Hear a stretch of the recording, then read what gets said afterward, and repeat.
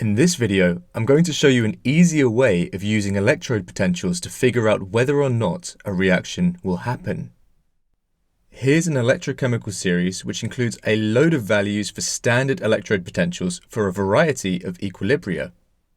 We can use these values to predict whether or not one species will be able to oxidize or reduce another. At school, you were probably taught that the equilibrium with the more negative electrode potential will undergo oxidation, and the equilibrium with the more positive electrode potential will undergo reduction. Another way you might have learnt this is that the strongest reducing agent is in the top right, and the strongest oxidizing agent is in the bottom left. It might just be me, but I always found the terminology a bit confusing here. So I'm going to show you a simpler method for predicting what will happen that has always worked well for me. The way I prefer to look at it is, the equilibrium with the more negative electrode potential will go towards the side with electrons, and the equilibrium with the more positive electrode potential will go away from the side with electrons. I always found this easy to remember because the more negative electrode potential means the equilibrium goes to the side with negative electrons.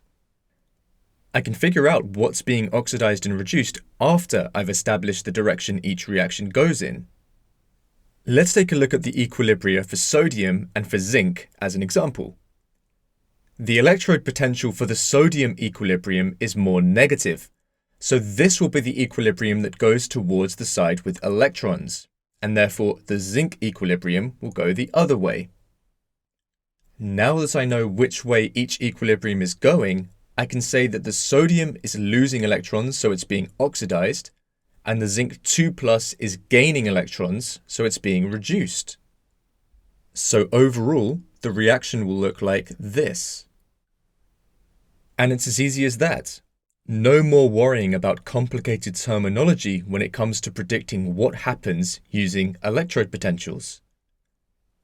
I hope you enjoyed this video. Please subscribe for more and let me know in the comments if you have any questions.